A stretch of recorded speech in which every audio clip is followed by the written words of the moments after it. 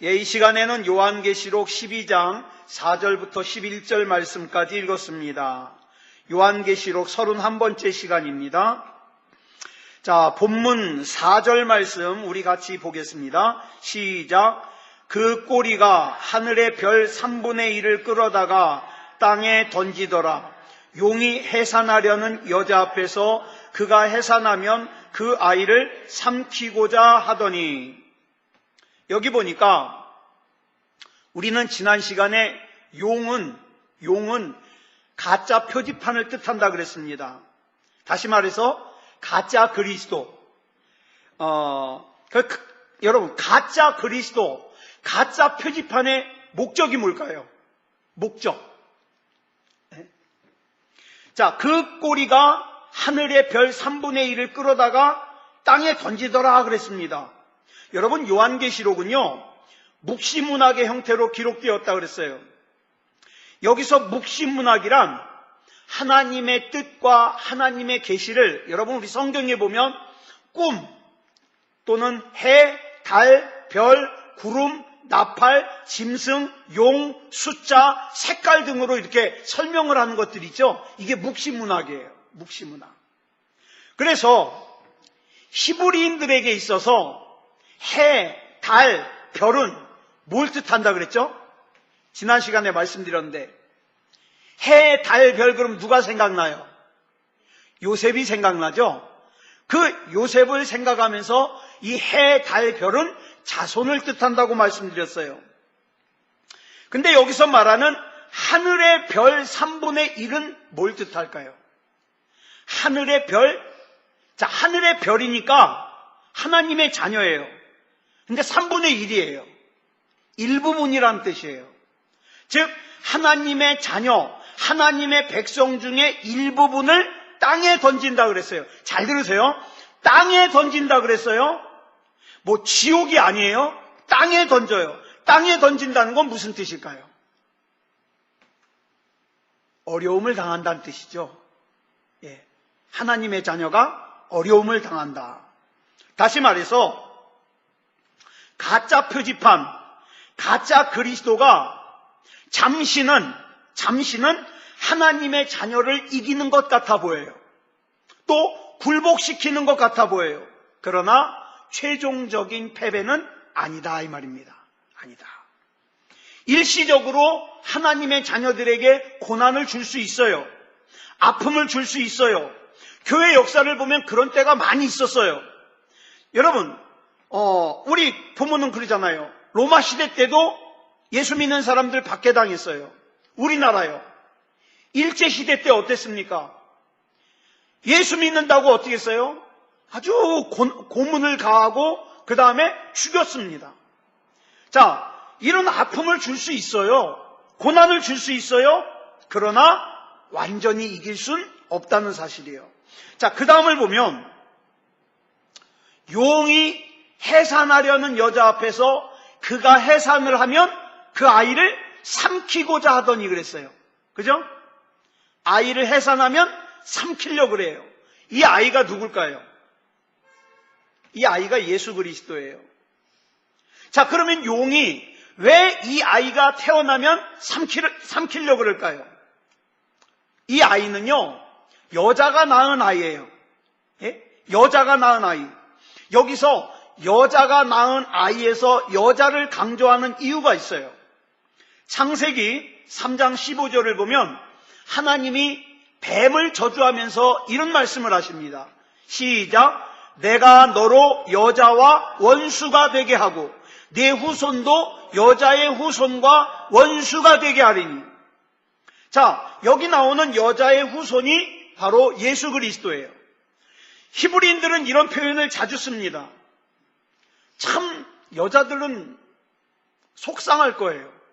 왜냐하면 낳기는 내가 배 아파서 낳는데 나중에 히브리식 표현으로는 누가 낳았다 그래요? 아버지가 낳았다 그래요. 아버지가 낳았다고. 자, 그런데 예수 그리스도는 누구의 후손이에요? 여자의 후손이에요. 예수 그리스도께서 남자의 후손이면 안 되는 이유가 있어요.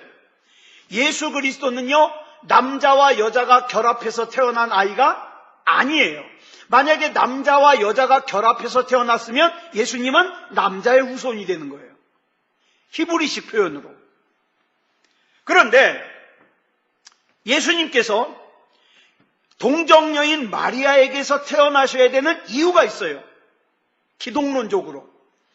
만약에 예수님께서 요셉과 마리아가 합방을 해서 태어나면 예수님에게도 뭐가 유전이 돼요?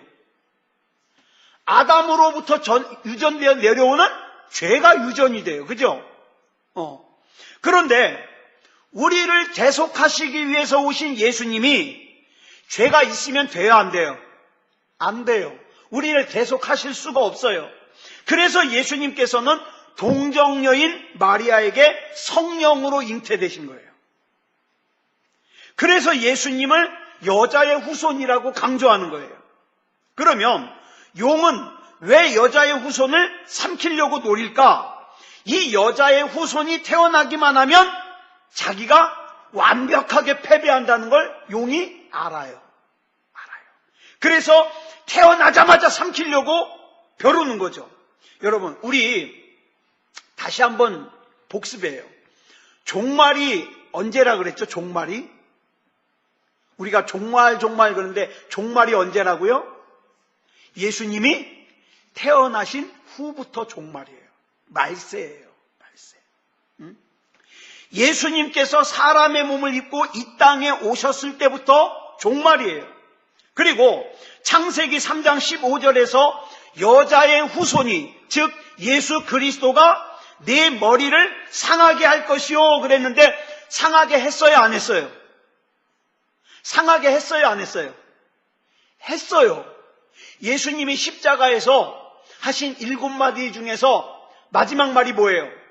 다 이루었다. 뭘 이루었다는 거예요? 마귀 머리를 상하게 했다 이 말이에요. 이걸 다 이루었다 이 말이에요.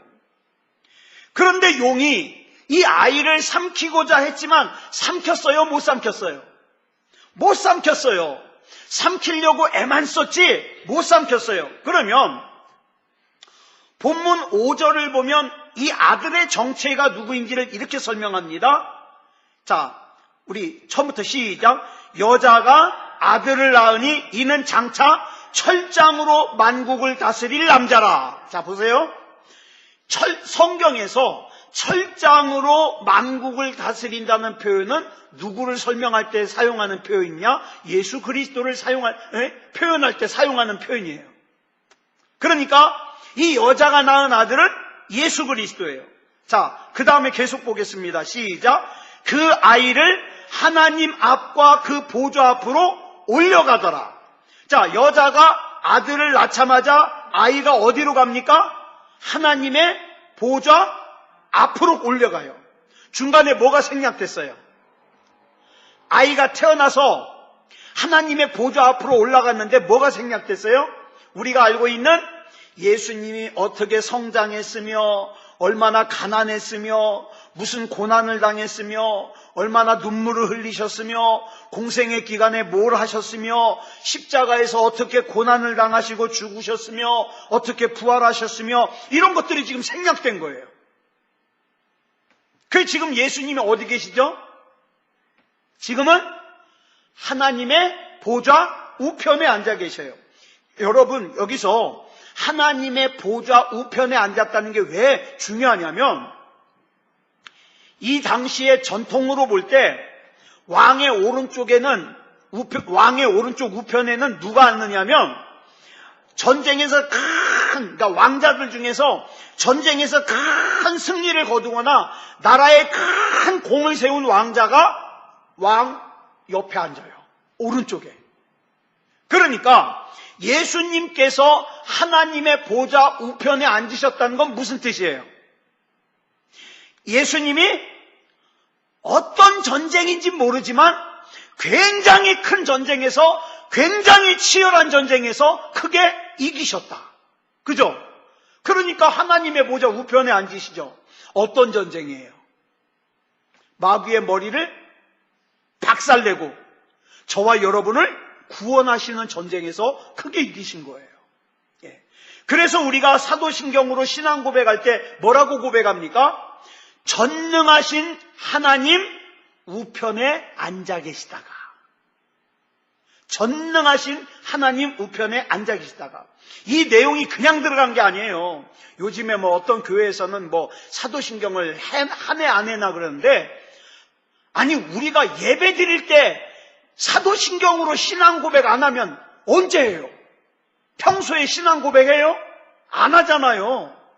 예배 드릴 때만이라도 신앙 고백하자는데 그것조차도 한 해 안 하네. 그러니까 안 좋은 것 같아요, 그거는. 그래서 우리 주님께서 내 인생의 고단한 눈물을 닦아주시고 또 치열한 인생 가운데서 나를 고아와 같이 혼자 내버려 두지 아니하시고 동행하시고 또 인생길에서 만나는 수많은 장애물들을 다 이기게 하실 거라 이 말이에요. 왜? 예수님이 이기셨으니까.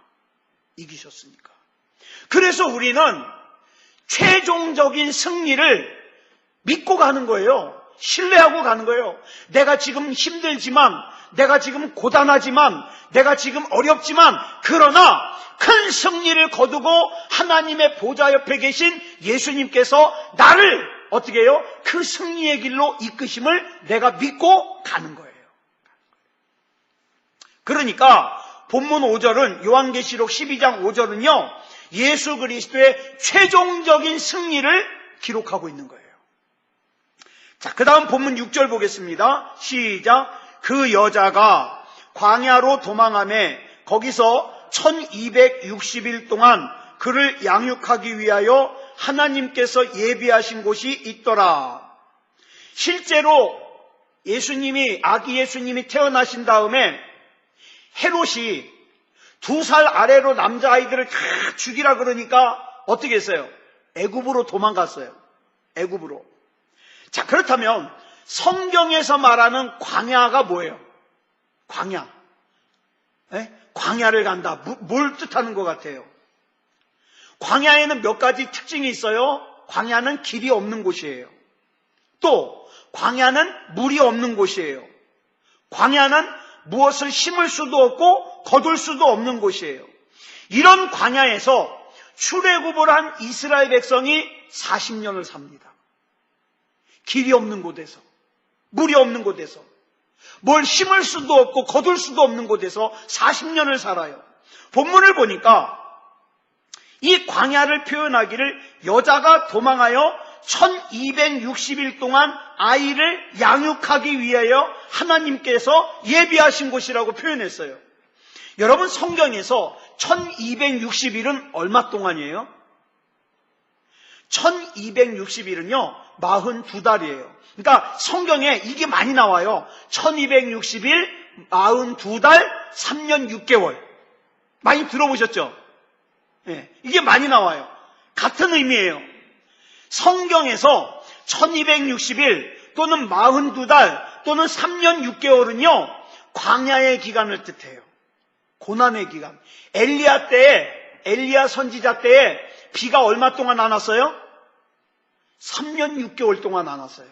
고난의 때예요. 고난의 때. 그러니까 아무것도 없는 이 광야라는 공간은 역설적으로 어떤 때예요? 내가 하나님의 은혜를 경험할 수 있는 때예요. 여러분, 우리 솔직하게 얘기해요. 내가 편할 때 기도합니까? 힘들 때 기도합니까? 힘들 때 기도해요. 예? 내가 힘들어야 하나님 한 번이라도 더 찾아요. 그러고 보니까 내가 하나님의 은혜를 경험할 수 있는 공간은 광야구나. 여러분, 나에게 내 인생에 광야가 없이 그저 돈 걱정하지 않고 건강 걱정하지 않고 무슨 문제 없이 죽을 때까지 살아봐요. 제가 보기에는 그 사람 거의 10중 8구 지옥 갑니다. 왜? 하나님 찾을 일이 없거든요. 근데 우리는 어떻습니까? 건강 때문에 하나님 찾고 자식놈 때문에 하나님 찾고, 그죠? 또 인간관계 때문에 하나님 찾고, 그러다 보니까 나는 문제 때문에 하나님 앞에 기도하면서 엎드렸는데 그 문제를 놓고 기도하다 보니까 내가 영적으로 살아나는 거예요. 나는 주님이 아니면 안 됩니다. 주님이 나 붙잡아 주시옵소서. 이렇게 신앙 고백하는 거예요. 근데 진짜 어리석은 사람은 뭔지 아세요? 힘든데 하나님 안 찾아요. 에휴, 이놈의 세상 그냥 사는 데까지 살다가 그냥 팍 죽어버려야지. 하나님 안 찾아요. 성경은 그런 사람을 뭐라고 표현하냐면 잡혀 죽기로 작정된 짐승 같다 그래요. 우리가 그 짐승일 수 없는 것은 우리는 하나님을 찾잖아요. 하나님이 아니면 안 되잖아요. 그 차이예요, 그 차이. 저와 여러분이 살아내야 되는 인생은요, 한마디로 말해서 광야예요, 광야. 예? 그래서 인생은 힘든 게 당연해요. 더더군다나 저와 여러분이 이 땅에서 믿음다운 믿음을 지켜가려면요, 하나님 앞에서 순결하게 살고 하나님 앞에서 거룩하게 살려면 살기가 쉬울까요? 힘들까요? 힘들어요. 손해봐야 되지요. 눈 뻔히 뜨고서 어떻게 해요? 당해요. 왜? 나는 하나님의 법을 지켜야 되니까 얍삽하게 세상에 얍삽한 방법을 사용하는 사람들한테 당해요. 그렇다고 나도 또 그 사람처럼 똑같이 할 수는 없잖아요. 그러니까 어떻게 해요? 힘들어요. 힘들어. 그래서 믿음다운 믿음은요, 세상의 법과 충돌합니다. 세상의 법과. 이런 세상에서 하나님의 은혜라는 것은, 여러분, 내가 하나님의 은혜를 받았다, 무슨 뜻일까요? 예? 내가 원하는 대로 문제가 다 해결됐다는 뜻이에요? 아니요, 아니요. 예? 만약에 내가 기도해가지고 내가 원하는 대로 문제 다 해결됐다면 난 치과 안 가죠. 아니, 난 지금 계속 치과 가는데 엊그저께도 갔다 왔어요. 치과 갈 때마다 싫어요. 그 의자에 앉는 게 갈 때마다 싫어요. 왜? 그러니까 내가 만약에 하나님의 은혜를 받고 내가 원하는 대로 문제가 해결된다. 그러면 어떻게 해요? 아플 일도 없고 돈 걱정도 안 하고 자녀들 장래 걱정도 안 하고 그러죠. 근데요, 하나님의 은혜는 그게 아니에요. 내가 원하는 대로 문제가 해결되는 게 아니라, 잘 들어보세요. 맞나? 하나님의 은혜는요, 내가 영적으로 철이 들어서 내 뜻이 아니라 하나님의 뜻대로 맞추어 살아가는 것이 하나님의 은혜예요. 그런데 교회 오래 다녔어도 영적으로 철이 안 난 사람은요, 그저 사람들 앞에서는 믿음 좋은 척해도 하나님과의 관계 속에서는 영 아니에요. 자기 고집만 부린다니까요. 나 이렇게 힘든데 왜 안 들어줘요? 그러고 투정 부린다니까요. 근데 영적으로 철이 들면, 하나님, 나를 향하신 하나님의 뜻이 뭡니까? 하나님의 뜻을 찾고 하나님의 뜻을 구하고 하나님의 뜻에 순종하는 거예요. 여러분, 하나님의 아들이신 예수님도요, 이 세상에서 광야의 곤고함을 우리보다 먼저 겪으셨어요. 예? 먼저 겪으셨어요. 저와 여러분 중에 40일 금식해 본 사람 있어요? 저 못해요. 저 못해요. 난 20일 하다가 죽는 줄 알았어요. 20일 금식하니까 17kg가 줄더라니까, 몸이. 기도원 옆에 매달아 놓은 시래기가 막 무지하게 맛있어 보여요. 그래가지고 제가 생각할 때, 야, 나 이러다 죽겠다 그래가지고 어떻게 해요? 죽 먹기 시작했어요. 20일 못 넘기겠더라고요. 그냥 내가 참 믿음이 없는 얘기인데, 이가 빠지는 이유가 그때 심하게 굶어서 그런 거 아닌가. 그런 생각이 많이 들어요. 그런 생각이. 여러분 보세요. 예수님은 근데 40일 금식하셨어요. 예수님은 하나님의 아들이세요. 하나님의 아들. 만약에 은혜가 앞장선다면, 능력이 앞장선다면 예수님은 40일 금식할 필요가 없죠. 그러면서도 결국에 최종적으로는 예수님이 지금 어디 계셔요? 하나님의 보좌 우편에 계셔요. 최종적인 승리를 우리에게 보여주신다니까요. 그래서 저는 이 말씀을 볼 때 너무 좋은 거예요. 하나님, 내가 비록 고단한 세상을 살지만, 힘들고 어려운 세상을 살지만 끝까지 믿음을 지킨다는 것이 참 어려울 때가 많지만, 그래도 하나님 약속해 주신 최종적인 승리를 제가 믿습니다. 믿습니다. 그러고 가는 거예요. 혹시 여러분들을 지금 가장 걱정스럽게 가슴을 짓누르는 문제가 뭐가 있습니까? 저는 있을까요, 없을까요? 제 가슴을 짓누르는 걱정거리가 있을까요, 없을까요? 저 있어요. 있어요.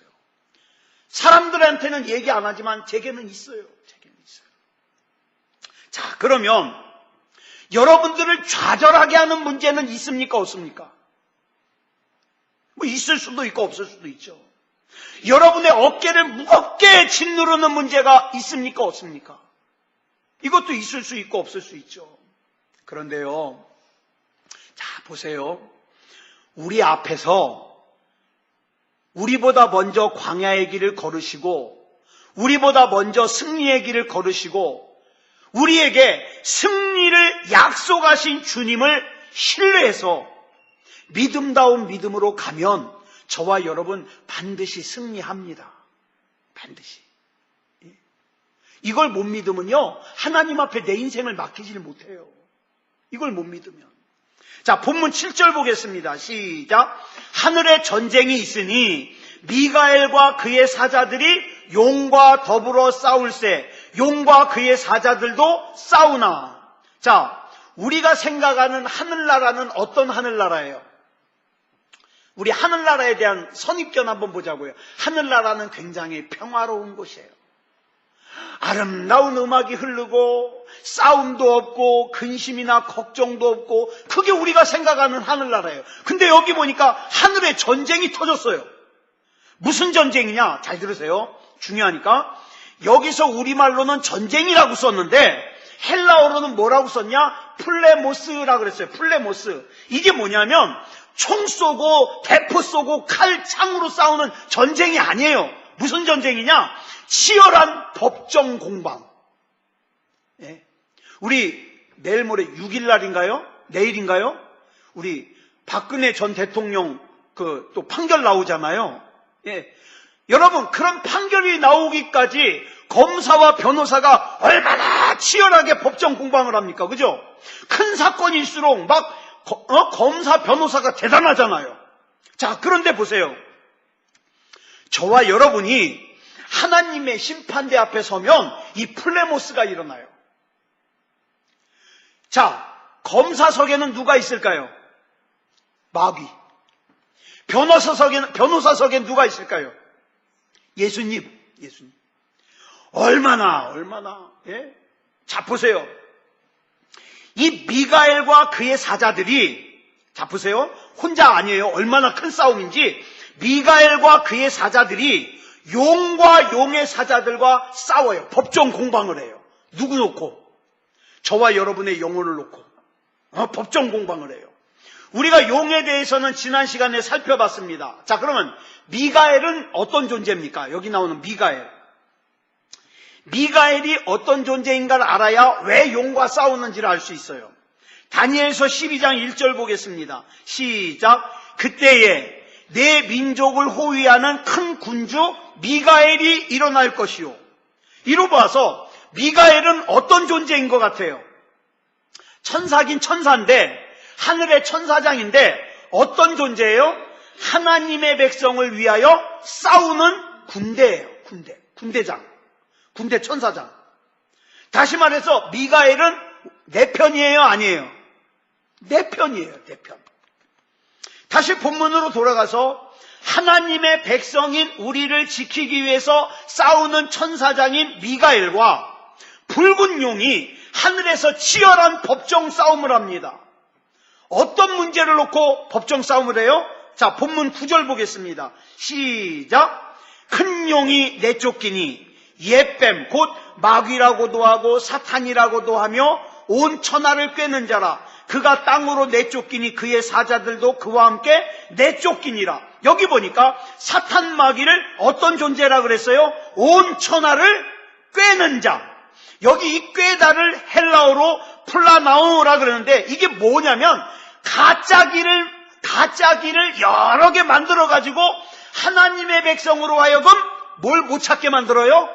진짜 길을 못 찾게 만들어요. 가짜 길을 많이 만들어 놓고. 여러분, 우리가 구원받을 수 있는 길은 오직 하나밖에 없어요. 누구? 예수 그리스도. 그런데 사탄 마귀는 마치 구원받을 수 있는 길이 많이 있는 것처럼, 저 이만희가 구원의 길이라고도 하고, 정명석이가 구원의 길이라고도 하고, 저기 안상홍이 죽고 나니까 장길자가 구원의 길이라고 하고, 문선명이 죽고 나니까 한학자가 자기가 구원의 길이라고. 난리도 아니에요. 난리도 아니에요. 여기 나오는 이 플라나오 가짜길, 이게 누구예요? 이게 신천지고, 이게 전도관이고, 이게 통일교고, 이게 JMS 정명석이고, 이게 하나님의 교회고. 근데 이게 얼마나 심각한지 아세요? 기록을 보니까 지난 2005년도에 우리 교회들이 조사하면 어때요? 우리나라의 교인이 막 1,000몇백만 되죠? 근데 그거는요, 막 어떤 사람이 이 교회에도 제적해놓고 이름 올려놓고 저 교회도 이름 올려놓고, 그러니까 막 2군데 3군데에서 막 올라가서 그래요. 정부에서 조사를 했는데 2005년도에 우리나라 기독교 인구가 850만 명 정도예요. 우리나라 기독교 인구가. 근데 문제는 그 중에 150만이 이단이에요. 850만 명 중에 150만 명이. 더 문제는 그때 뭐라고 나왔냐면, 나중에 정리한 거에 의하면, 그로부터 20년, 30년 되면, 20년, 30년이 지나면 추측하기를 한국의 기독교 인구가 이단 아닌 우리 기독교가 반반 차지할 것 같다는 거예요. 반반. 심각하지 않아요? 근데 이때 조사한 뒤로 지금 13년이 지났어요. 지금 이단이 어마어마하게 늘어났을 거예요. 어마어마하게. 이건 잘 들으세요. 우리가 오해할 수 있어서 그래요. 이렇게 이단이 늘어나는 이유는 이단이 진리라서가 아니에요. 뭐 때문이에요? 오늘 이 말씀에 답이 있어요. 온 천하를 가짜 길로 꿰는 사탄 마귀가 그의 사자들과 함께 땅으로 쫓겨 내려왔잖아요. 그래 지금 사람들에게 어떻게 해요? 가짜 길로 미혹하는 거예요. 가짜 길로. 예. 여기 절대 속으면 안 돼요. 자, 본문 10절 보겠습니다. 시작. 내가 또 들으니 하늘에 큰 음성이 있어 이르되 이제 우리 하나님의 구원과 능력과 나라와 또 그의 그리스도의 권세가 나타났으니 우리 형제들을 참소하던 자, 곧 우리 하나님 앞에서 밤낮 참소하던 자가 쫓겨났고. 여기 보면 아까 본문 7절에서 하늘에서의 전쟁이 뭔지 알 수 있어요. 하늘에서 미가엘과 그의 사자와 용과 용의 사자들이 싸운 내용이 뭐냐면 참소예요. 참소. 참소를 국어사전에서 찾아보니까 이렇게 돼 있어요. 남을 헐뜯어서 죄가 있는 것처럼 꾸며 윗사람에게 고하여 바침, 이렇게 돼 있어요. 이게 참소예요. 그러니까 마귀가 그러는 거예요. 와가지고, 야, 이창원 목사, 너 목사인 척 거드름 피우고 있지만 너 옛날에 했던 거 내가 다 알아. 아니 어떻게 네가 목사라고 그렇게 목에다 힘주고 있어? 뻔뻔하지? 참소하는 거예요. 그래서 사탄 마귀가 우리 속에 심어놓는 가장 치명적인 게 뭐냐? 죄책감이에요. 죄책감. 이 죄책감 때문에 신앙이 흔들리는 사람 많아요. 나 같은 사람은 예수 믿을 자격도 없어.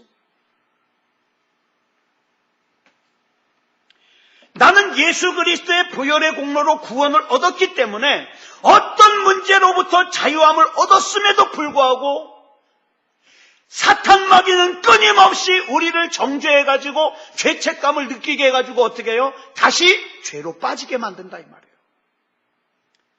오늘 이 설교 원고를요, 제가 블로그에 지금 4번째 올렸어요. 4번째.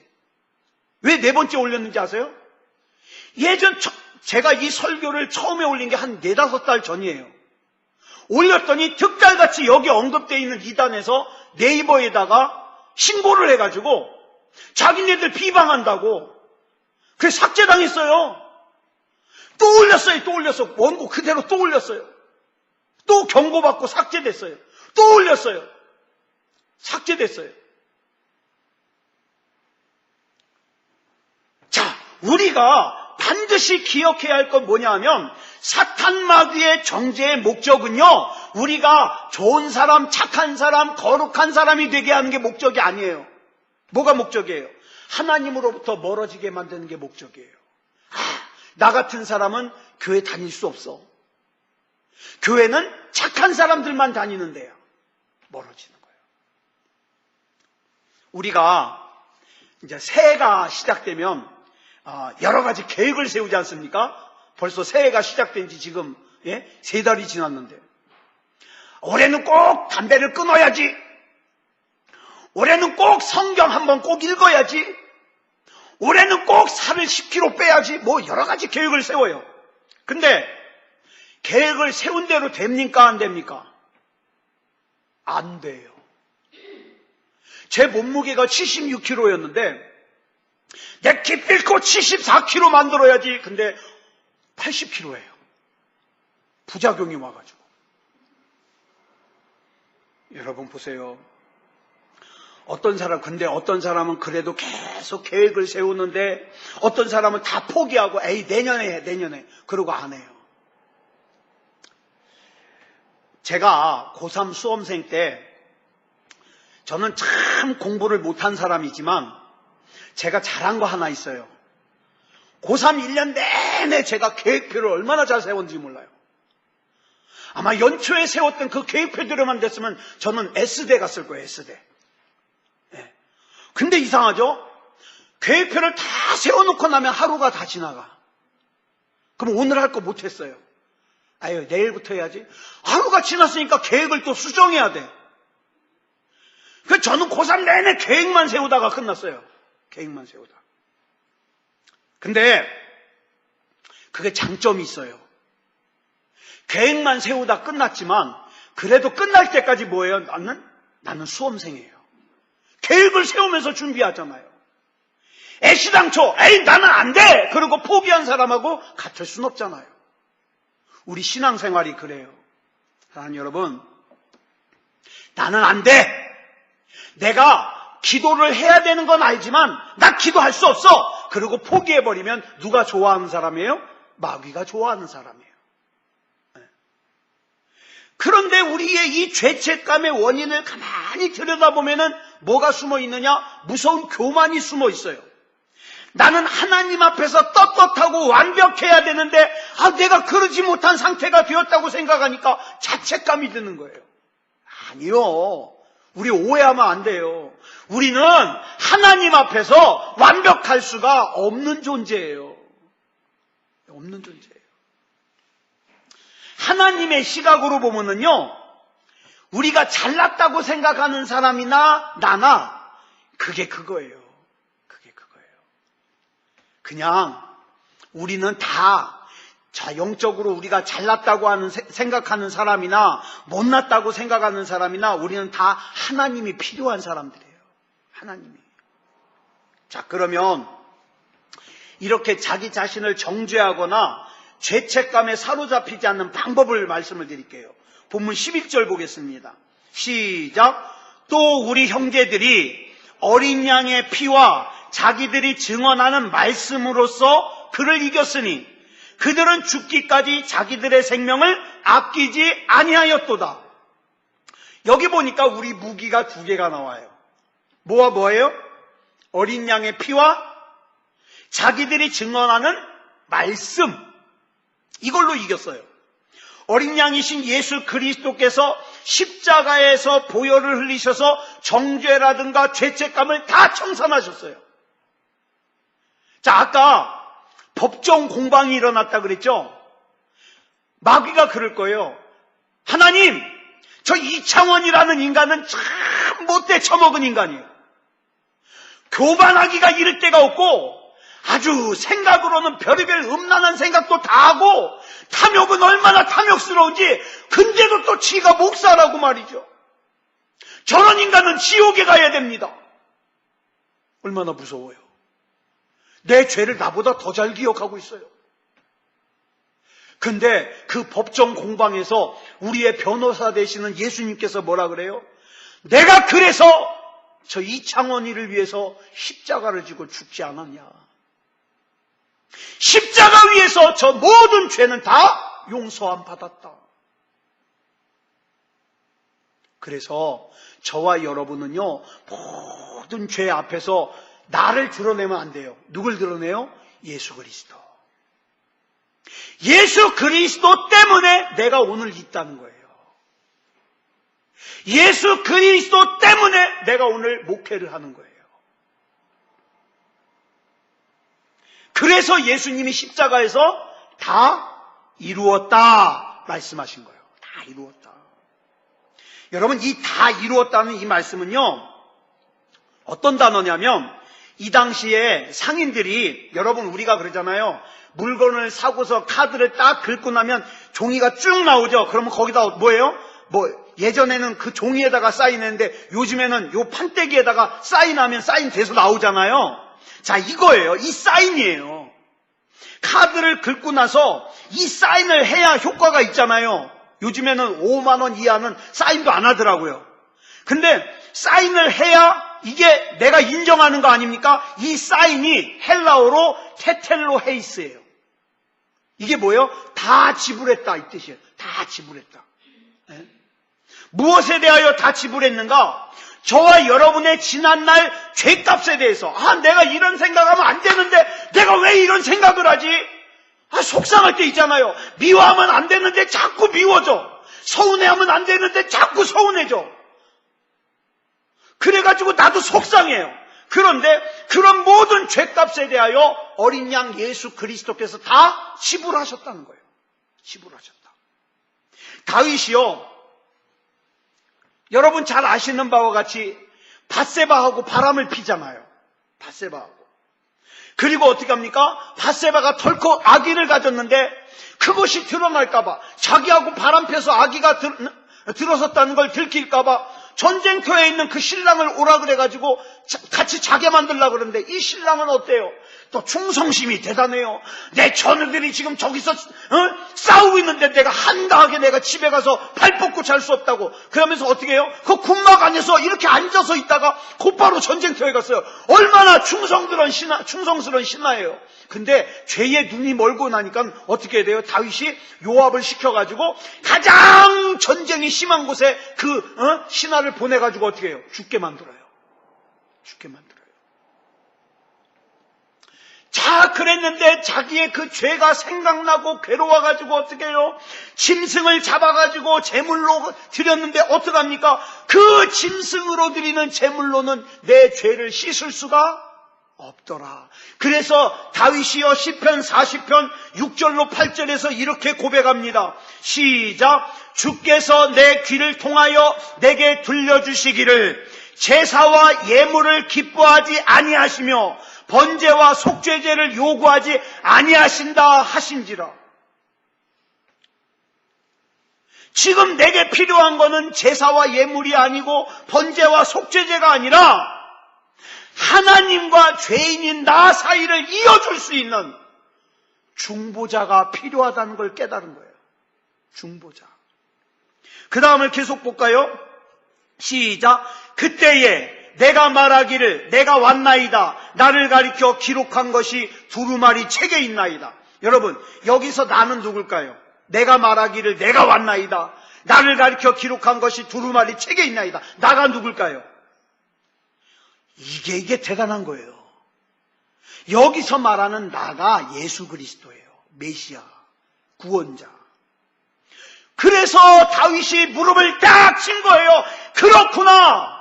하나님께서 구약의 말씀과 선지자들을 통하여서 말씀하신 예수 그리스도가 오셔야만 완전한 구원이 이루어진다는 말이 이거구나. 깨달은 거예요. 계속 보겠습니다. 시작. 나의 하나님이여, 내가 주의 뜻 행하기를 즐기오니 주의 법이 나의 심중에 있나이다 하였나이다. 그래서 히브리서 기자가 이 말씀을 인용해가지고 히브리서 10장 5절부터 7절까지 이렇게 말씀하는 거예요. 정리하는 말씀이거든요. 우리 같이 한번 읽어보겠습니다. 시작. 그러므로 주께서 세상에 임하실 때에 이르시되 하나님이 제사와 예물을 원하지 아니하시고 오직 나를 위하여 한 몸을 예비하셨도다. 번제와 속죄제는 기뻐하지 아니하시나니 이에 내가 말하기를 하나님이여 보시옵소서. 두루마리 책에 나를 가리켜 기록된 것과 같이 하나님의 뜻을 행하러 왔나이다 하셨느니라. 누가? 예수님이. 다윗이 이 진리를 깨달은 거예요. 얼마나 대단합니까? 그래서 저와 여러분은 주님이 아니면 안 돼요. 주님이 아니면. 나의 죄값을 예수님께서 다 지불하셨다는 영수증이 반드시 있어야 됩니다. 이 영수증 없이 교회 다니는 사람들 있어요. 이 문제예요. 그래서 이 영수증이 뭐라 그랬습니까? 구원의 확신. 구원의 확신. 우리 하나님께서는 저와 여러분에게 제사와 예물을 원하지 않으시고 번제와 속죄제를 기뻐하지 않으세요. 좀 더 정확하게 말하면 내가 예수 그리스도와 하나됨이 없이 제사, 예물, 번제, 속죄제는 다 쓸모가 없는 거다 이 말이에요. 진짜 중요한 건 뭐다? 예수 그리스도와 하나 되는 거. 하나 되는 거. 자, 그래서 오늘 이 말씀을 통해서 저와 여러분에게 주시는 말씀이 뭐냐? 지금 이 시간 저와 여러분은 예수 그리스도를 구주로 영접하고 구원받은 구원의 확신, 이 영수증이 있습니까? 이 말입니다. 예. 이 영수증을 반드시 준비하는 저와 여러분이 되기를 그리스도 예수님의 이름으로 축복합니다. 기도하겠습니다. 사랑의 아버지 하나님 감사합니다. 요한계시록의 말씀을 통하여 우리의 신앙의 현 주소가 어디인지 돌아볼 수 있게 하시고 또 깨달을 수 있도록 인도해 주시니 감사합니다. 내가 교회에서 목사의 직분이지만 또 권사 집사의 직분이지만 이거보다 더 중요한 것은 예수 그리스도를 영접하고 내 안에 있어지는 구원의 확신 영수증입니다. 내가 아무리 멋있는 모습으로 예배를 드리고 내가 헌금을 아무리 많이 해도 내 안에 예수 그리스도를 영접하고 받은 이 구원의 확신 영수증이 없으면 다 쓸모가 없습니다. 하나님, 구원의 확신이 있게 해 주시옵소서.